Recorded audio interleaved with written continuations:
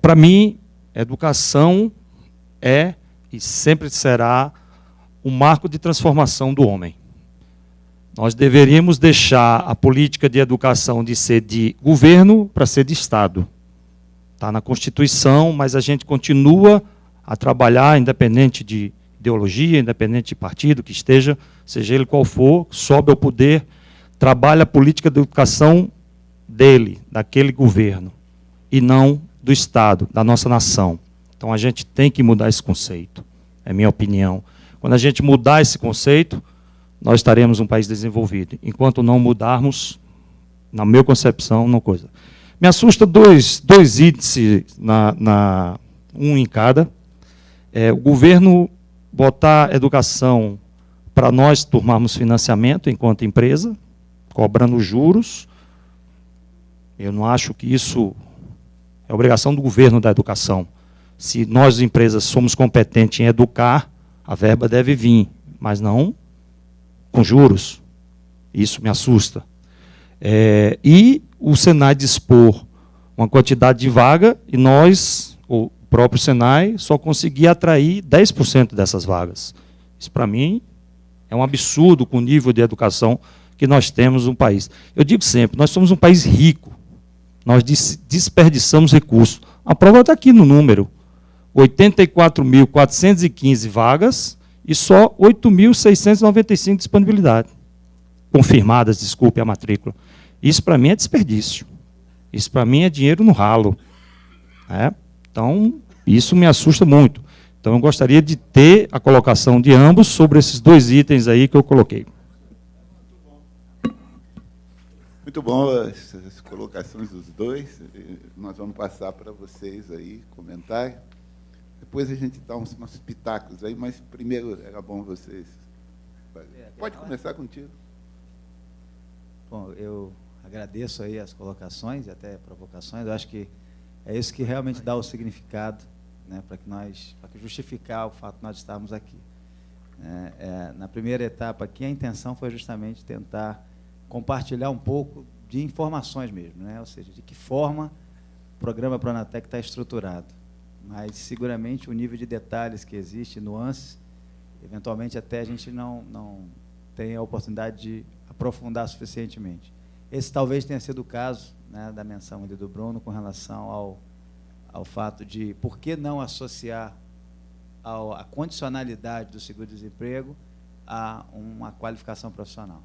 Em algum momento eu procurei falar exatamente que isso é algo que está acontecendo já. Então, está na lei do Pronatec essa condicionalidade.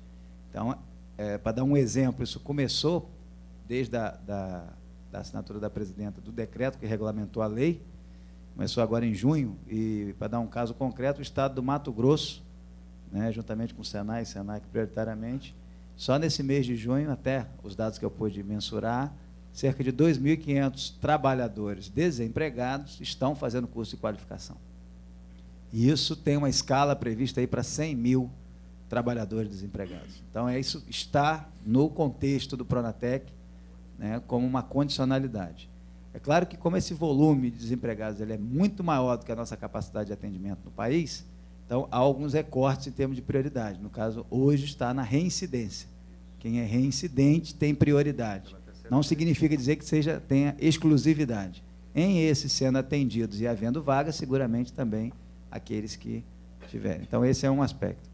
Mas também na sua fala você colocou o fator histórico, de que outros programas já houve no passado, né, e nós concordamos plenamente com relação a isso. Acho que o país está avançando, né, muitas iniciativas do passado não deram certo, isso às vezes nos deixa até um pouco com o pé atrás, a cada nova iniciativa, será que agora vai dar certo?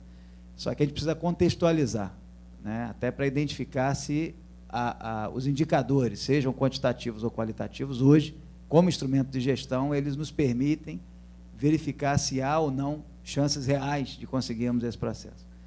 E um fator-chave que nós poderíamos colocar, acho que nós estamos avançando, no histórico do país, nós estamos avançando na questão da gestão, isso é inegável.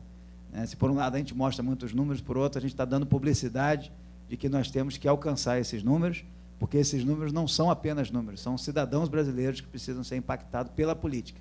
seguramente.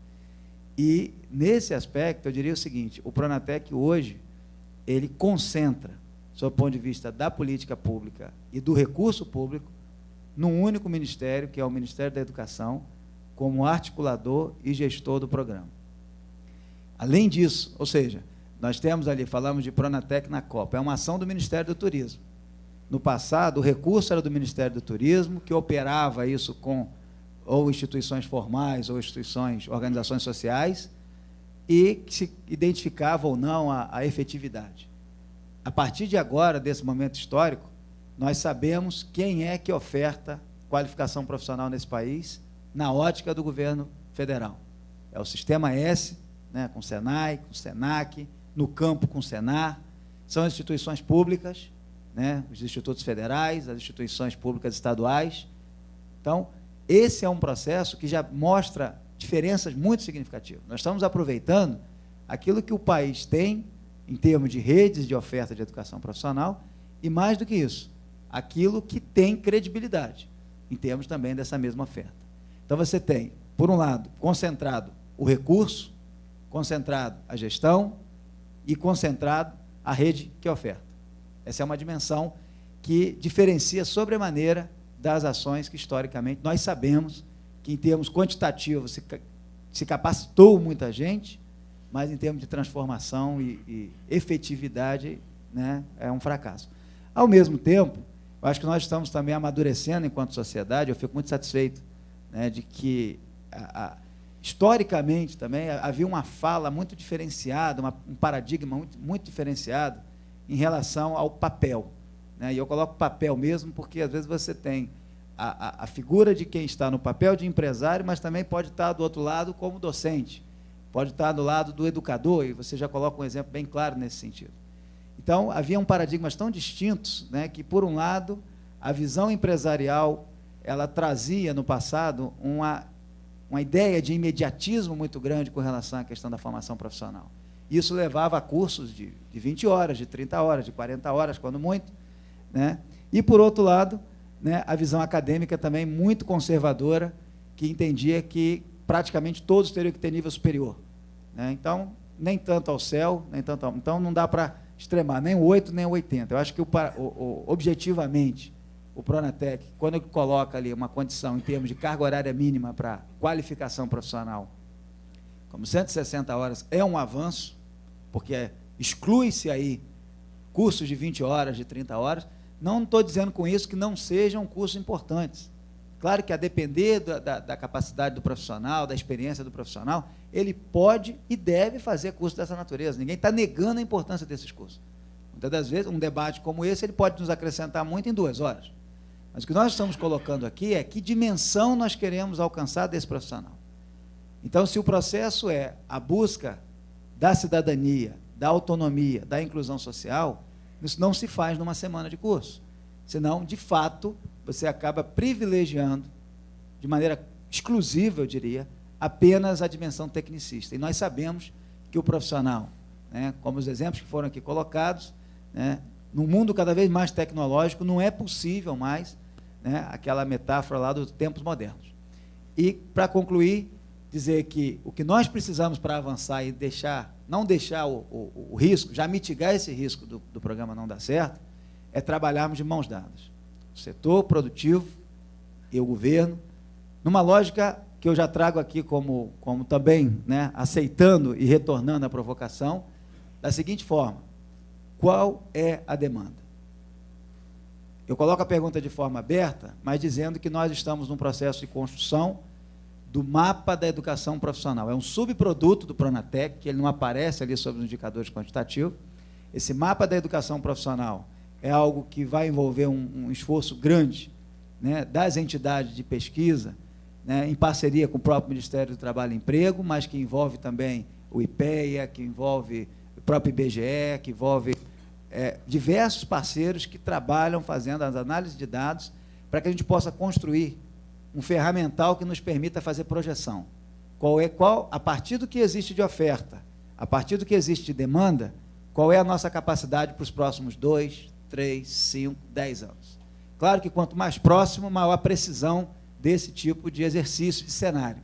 Mas, para isso, nós precisamos também ter a visão de investimentos e, inclusive, a visão de necessidade qualitativa. Porque nós estamos falando de no caso específico aqui da construção, uma construção sustentável. Então, ela já aponta para uma outra leitura de formação, que não é meramente, né, o modelo tradicional, porque a gente sabe da questão do desperdício, tem uma série de questões aí que precisam influenciar o currículo, que não é com nova disciplina, passa, inclusive, pelo próprio docente. Ele precisa estar sensibilizado para essa questão. Então, esse novo desenho de futuro, ele não vai ser resolvido, e aí uma pergunta já leva a outra aqui, ele não vai ser resolvido por uma discussão, que, a meu ver, ela acaba sendo secundária, se o programa se é um programa de governo, se a política é do governo ou de Estado, se eu tenho uma questão muito mais pragmática, que é a nossa cultura.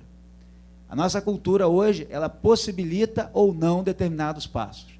Então, por exemplo, se nós falamos ali de 8 milhões de matrículas, se nós temos um orçamento previsto para o Pronatec de 24 bilhões, estamos hoje, a sociedade, né, clama por um aumento, e está previsto isso, um aumento em termos de percentual para a educação do PIB, porque isso é elemento de sustentação da economia, não é mais uma questão apenas de inclusão social, não é apenas o direito do cidadão, já virou uma questão de dimensão econômica.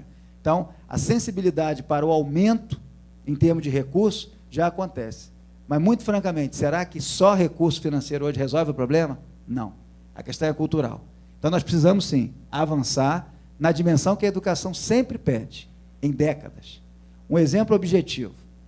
Nós estamos na posição de número 53 no ranking internacional pela OCDE, em termos de educação no Brasil. Quando a gente olha essa primeira década do século, nós fomos o país de terceira posição em nível de aceleração. Então, ficando entre os 3 países que mais avançaram na primeira década, nós pulamos, avançamos algumas posições, mas ainda estamos na posição de número 53. Então, eu pergunto a vocês, quantas décadas mais serão necessárias? Tantas quantas a nossa cultura pedir. Então, na prática, nós precisamos agora avançar em parceria, para que a gente possa dimensionar no espaço, e aí, quando eu falo no espaço, precisamos ter ferramentas, inclusive tecnológicas, que nos ajudem a fazer uma leitura não apenas numa granularidade do tipo o que o Brasil precisa.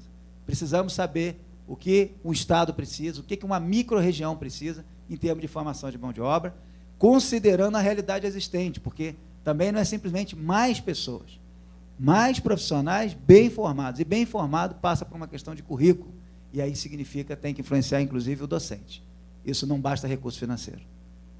Muito obrigado, professor. Professor Rolando. Obrigado. Eu vou, por favor, dar continuidade aí. Tenho preocupação que eu recebi um bilhetinho aqui de encerrar rigorosamente às 18 horas por conta de transfer, etc. Tá, senão a gente fica a pé. Tudo bem. Eu vou, por favor. O tema. Acho que o Marcelo foi muito claro e também eu vou comentar que o aspecto cultural do Brasil e de países assim latinos é que nós queremos formar doutores. Doutores em engenharia, doutores em médicos, né, ou advogados. Se nós vemos as estatísticas e o que nós gostaríamos que os nossos filhos em casa sejam, é ir direto para as universidades e depois se tornarem doutores, sim ou não? Eu acho que nós temos que rever esse modelo.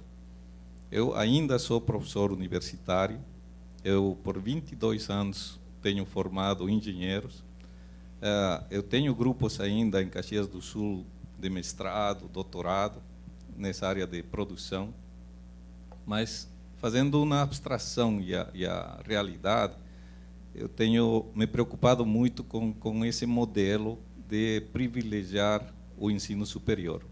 É um modelo que em muitos países mostraram que não é o certo. Na área de engenharia, nós temos 256 habilitações aqui no Brasil. 256 habilitações. Nós formamos por ano aproximadamente 40 mil engenheiros. A China forma mais de 450 mil engenheiros.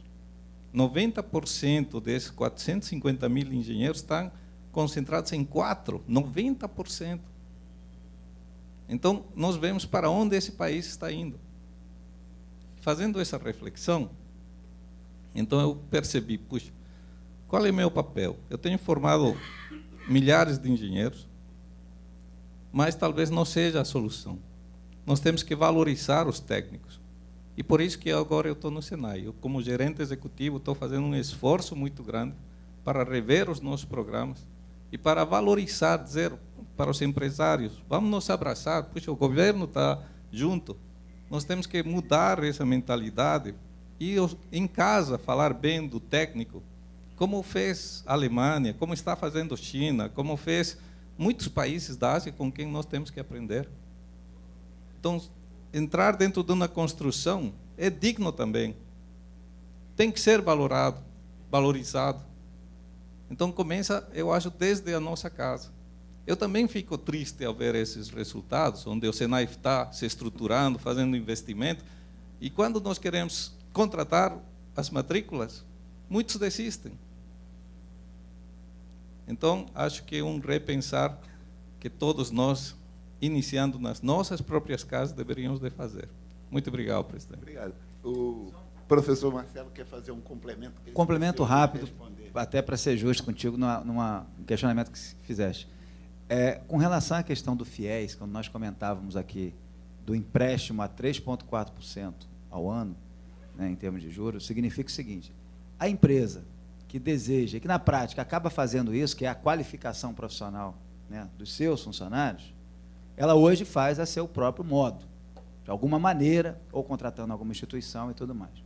O que o governo está possibilitando é justamente aquelas empresas, e temos tido assim, um nível de aceitação bem positivo até então, né? Vamos ver na prática, com o lançamento previsto agora para esse mês, da presidenta aí, a gente vai na prática verificar. É a possibilidade de haver um recurso que a empresa pode tomar com empréstimo a 3,4% ao ano, que é juro, mas é juro negativo, né? Essa é uma realidade que não pode negar.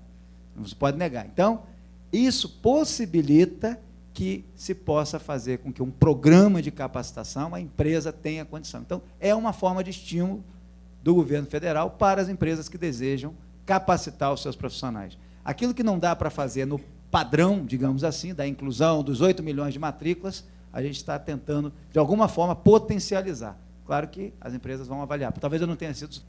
Rapidinho, que a gente está com pouco tempo. Boa tarde, eu sou a Renata.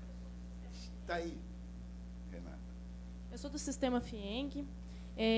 Eu queria tirar, na verdade, algumas dúvidas, porque quando você fala que temos 8 milhões de matrículas para o ensino médio e que 50% apenas formam, o que me preocupa é que esses 50% estão saindo mal formados.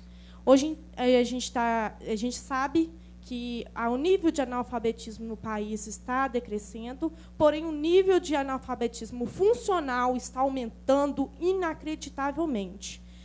Qual que é a minha preocupação em relação a isso? Nós estamos formando pessoas incapazes de raciocinar adequadamente. Essas pessoas estão indo para o nível profissional de qualificação, estão aprendendo mal sua qualificação, estão empurrando com a barriga e chegando em qualquer área de trabalho, inclusive na construção civil, sem saber aplicar adequadamente seus conhecimentos, porque ele não tem capacidade de aprender adequadamente por uma falha do sistema básico. Certo? Oi? Não sabe. Ele não sabe somar. Eu conheço, não só daqui de Minas, mas vários formandos que não estão sabendo escrever o próprio nome adequadamente. Eles não sabem escrever. Isso é uma vergonha para o país. E, sinceramente, no caso da qualificação profissional, também repasso para o Senai, e para o Ministério do Trabalho, principalmente, Ministério da Educação, desculpa, a preocupação de uma formação multidisciplinar. Ele tem que aprender a construir a parede, mas ele tem que aprender a construir a parede com segurança. Ele tem que aprender a proteger a saúde dele e aprender a proteger o colega dele. Ele tem que aprender que, em casa, ele tem que cuidar da saúde dos filhos e da saúde da esposa, com questões de higiene básica. Não é simplesmente colocar o cara lá para trabalhar sem saber o básico para ele saber viver. Aí lota o sistema de saúde, lota as penalidades financeiras, que ele vai começar a diminuir a assiduidade, ele não tem responsabilidade por aquilo que ele faz, ele quer simplesmente ir lá para ganhar dinheiro. Ele não sabe a importância que ele tem no sistema. Outra coisa também, só para finalizar, Concluindo. O fato dele estar lá procurando um sistema de profissionalizante para entrar no mercado de trabalho, porque o mercado não está absorvendo com o pouco conhecimento que ele tem. Aí ele vai procurar, primeiro, o menor preço, ele não avalia custo-benefício. Aí o que me preocupa também com esse sistema do FIES, o Bolsa Formação e etc., é que ele está procurando simplesmente formar logo. Ele não está nem se preocupando com a qualidade do ensino que ele está absorvendo. E outra coisa, a preocupação de vocês para motivar as pessoas a preencher as vagas. Você acha que eu, como uma pessoa, qualquer um vai pensar assim, se eu posso ter uma vaga gratuita para me ganhar um salário no futuro de R$ 2.500, R$ 3.000, eu vou querer ganhar R$ 600, R$ 700 como servente de pedreiro ou um pedreiro? Quais são os benefícios para mim entrar nisso? Se eu sou formado, eu vou querer entrar naquilo que melhor vai me beneficiar. Então, temos que pensar nisso também. Com certeza. Eu costumo dizer que a construção não é atrativa. Ninguém acorda de manhã assim, hoje eu vou ser pedreiro. Não existe isso. Então, nós estamos precisando, principalmente, já que nós vamos trabalhar com técnicos, como é que nós vamos atrair esse pessoal? Está faltando aluno. Esse é um problema sério. Ele lá Abriu atrás. outro debate. Pena que o tempo é Rapidinho que a gente tem que encerrar. Boa noite. Eu sou Heraldo do Sinduscon de Sergipe. Lá nós temos procurado fazer cursos junto com o Senai para profissionais de pedreiro, carpinteiro e eletricista, gesseiro, pintor. E o que nós temos tido lá é uma evasão escolar muito grande, em torno de 50%. O pessoal começa a participar do programa e depois, no meio do caminho, desiste. Fizemos também com egressos da penitenciária, do carcerário, certo? E tivemos esse tipo de problema. Agora, o que eu acho que a gente teria que partir para uma valorização profissional, um programa de valorização do trabalhador da construção civil. Porque o que acontece é o seguinte, os filhos dos trabalhadores da construção civil hoje não querem mais trabalhar também, certo? Então, não tem um estímulo para que esse jovem venha a trabalhar na construção civil. Pelo menos é uma observação que a gente tem lá de Sergipe. Euclésio, vamos lá. Você também está querendo falar? Aí já está ali do lado, então vamos lá. Rapidinho. Paulo Sinduscon Alagoas. A gente também observou isso, né? Os filhos dos trabalhadores não querem ir para a construção civil. A gente precisa valorizar realmente a profissão profissional da construção civil. E a gente tem tido sucesso lá em Alagoas com os cursos nos canteiros de obra. Ou seja, aquele trabalhador que é servente, ele se profissionalizar, porque ele já é do setor e ele já é formal. Quando a gente pegou pessoas fora das construtoras e depois a gente procurou aquelas pessoas para preencher as nossas vagas, a gente não conseguiu. Ou estava no mercado informal ou foi para outro setor. Então, a gente tem tido sucesso com esse modelo, de fazer os cursos nos canteiros de obra, após o período do trabalho, e com pessoas já trabalhando do setor. Certamente. Euclésio. Nós só vamos resolver o problema da vinda de novos entrantes na construção quando a gente passar a fazer uma propaganda positiva do nosso operário. Todo o dinheiro que está sendo gasto no Pronatec, todo o dinheiro que está sendo gasto no Sistema S, se parcela disso fosse para a novela das 8, na Rede Globo, nós teríamos uma quantidade enorme de pessoas indo para o setor. Essa é uma posição muito clara. Eu acho que a gente está perdendo tempo em fazendo só projetos. Nós precisamos, sim, trazer esse trabalhador para o setor fazendo uma propaganda positiva. E é isso que o Sistema S precisava fazer, que a gente tem que fazer um grande acordo nacional para isso. Ele aqui é o último que pediu e a gente encerra com ele. Só para Pegando o gancho que ele falou sobre continuidade do programa, que sempre morre de governo para governo. Programa de Estado e não de governo. Isso. Eu acho que a gente deveria ter, aos moldes do CPN que existe, um Conselho Permanente de Segurança, que seja um Conselho Permanente na educação tecnológica, que seja formado tripartite, governo, empresa e trabalhadores, e esse Conselho dê continuidade desse programa permanentemente gerenciando isso. Isso que seria uma proposta desse tipo. Uma ideia boa. Eu acho que... vamos caminhar para encerrar. Eu apenas queria fazer fico aqui imaginando que talvez a gente precise criar um dia de troca de experiências, porque os problemas praticamente são os mesmos em todo lugar. E em diversos lugares você tem soluções criativas. Por exemplo, eu vou dar um exemplo, cada um dá o exemplo do seu estado, né? Eu vou dar um exemplo. No Rio de Janeiro, o Seconce do Rio tem uma pequena equipe que está indo em 90 cursos de formação profissional que estão acontecendo do Senai, do governo do Estado, que tem lá também, estão indo para quê?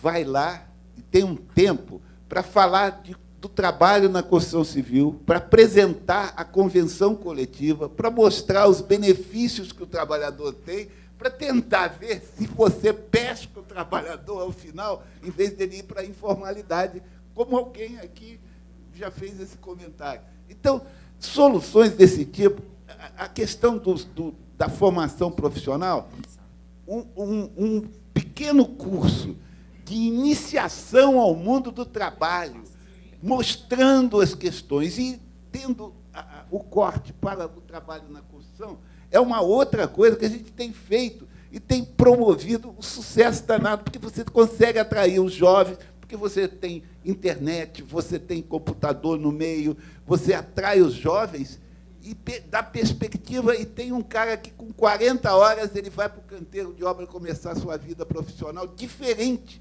porque teve um curso, uma oportunidade de ouvir coisas que ele não tem. Então, são soluções dessas, que não são receita, mas eu acho que a gente pode fazer uma feirinha de troca de experiência, que nós estamos precisando. Fazer isso, porque os problemas são os mesmos e tem vários locais que estão criando soluções aí. Bom, eu acho que cumprimos a nossa tarefa. Muito obrigado aos que resistiram ficar aqui até agora. Muito obrigado ao professor Rolando, ao professor Marcelo.